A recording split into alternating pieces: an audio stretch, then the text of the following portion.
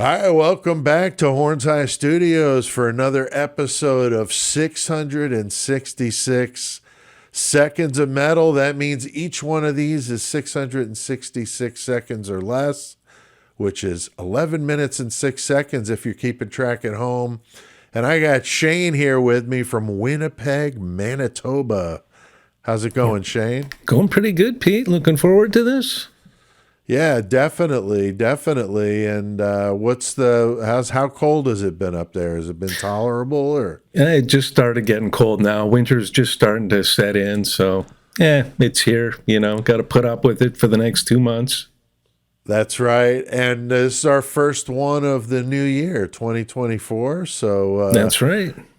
Definitely enjoying the new year and starting with a bang to talk about a very important person in Murder Metal Mayhem history. So, and the guy that's standing vigil over my shoulder over here, some of you may wonder, what's the deal with that guy over there? Well, you're going to learn all about that guy here in a minute. So we're going to talk about it. And we're talking about Chris Kovacs. We called him CK for obvious reasons, his initials. But there he is with me right after we started the pod, not too long after we started the podcast, maybe 4 or 5 months. I was out there with him visiting in Danbury, Connecticut.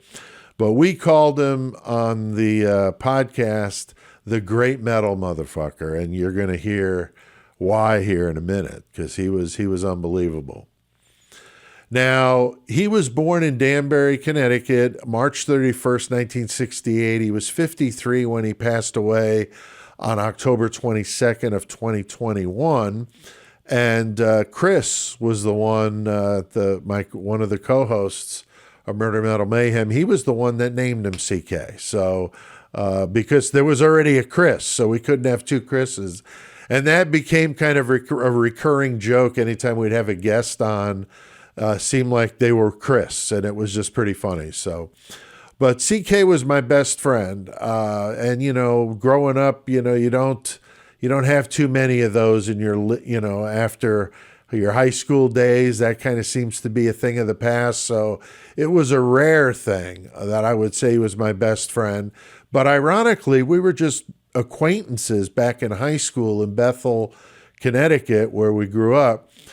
He was a couple of years behind me, and it was many years later on Facebook, ironically, that I saw that his wife had posted about him having colon cancer, and he was freaking out. He had to do chemo, and he didn't know, what was going on, and he just had a lot of questions. And I was like, hey, I've been through this, different type of cancer, but been through this, and maybe I can help. And so that's how we started talking. Was to talk about, chemo and what that was like. And then we quickly, because we knew each other to some extent, a commonality was metal. So we talked a lot about metal and new albums coming out. And then he became my beta reader for my fiction writing. And, he was a great soundboard for me doing that. And it was a great distraction for him because he really needed that distraction. And Shane, I know you've been helping me out on the beta reading, but there was a time where CK was the only one doing that, Wow. Yeah. So he was it. And he was dealing with this 9-year battle with cancer that was just absolutely brutal. I mean, this guy always had a good thing to say, was never down. Right to the end, he was unbelievably strong.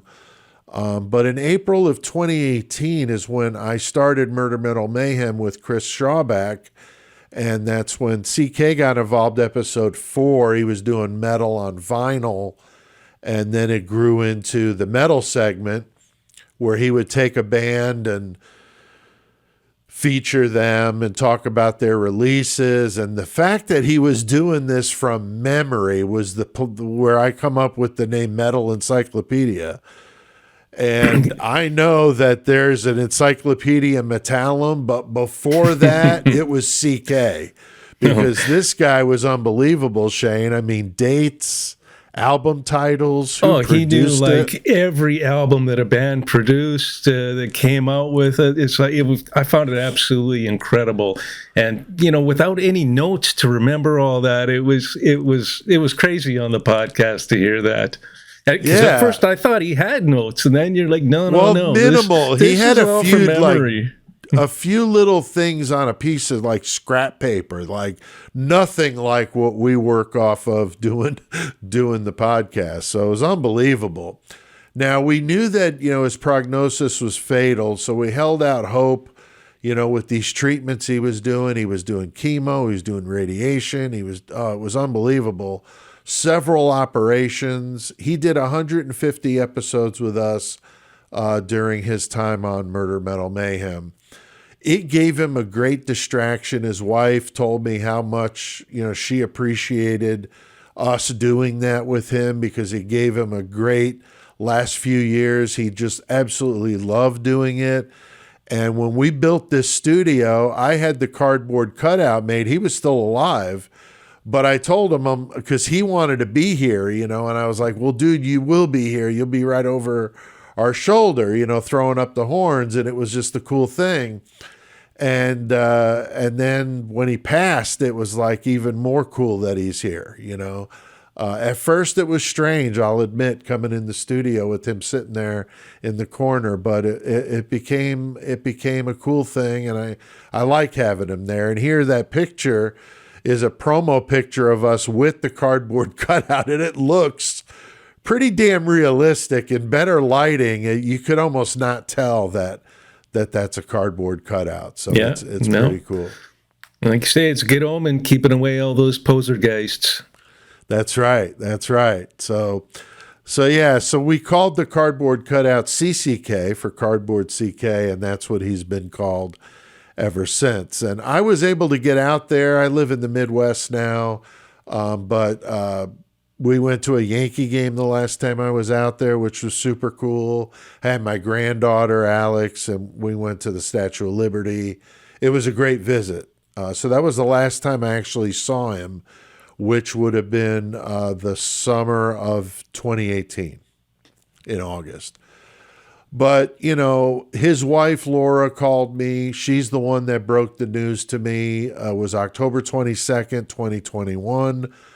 We knew it was coming. I mean, this was an inevitable thing, and it was definitely, hospice was there, and we're dealing with that.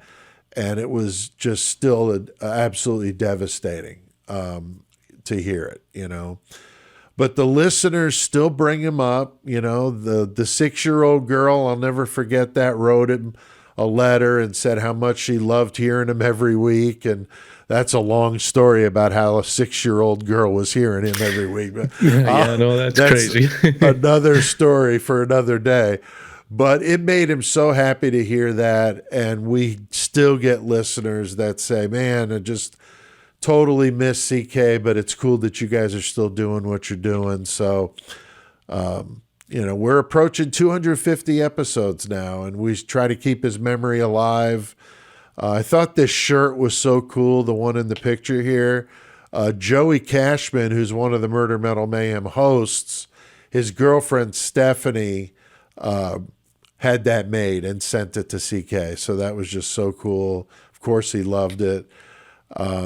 And I'm sure he would have been doing these videos with me, Shane. It's so cool that you're able to do them, and we're able to, talk about him and his memory and how much he influenced what we're doing here today with Murder Metal Mayhem.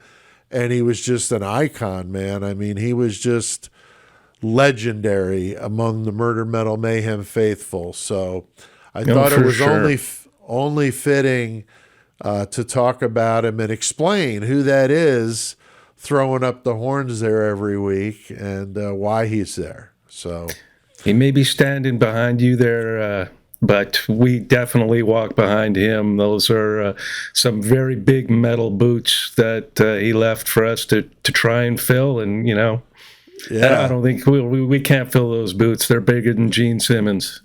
Yeah, right. And we were talking before about how he would do some of these shows from the hospital bed, but I mean, you heard those episodes, Shane. I mean, he was, You beats could really and- tell he loved what he was doing. To be Right. doing it from a hospital bed like that, it just really showed that he loved what he was doing.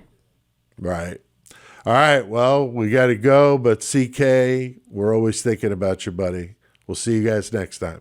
Horns fucking high. Amen to that, Pete.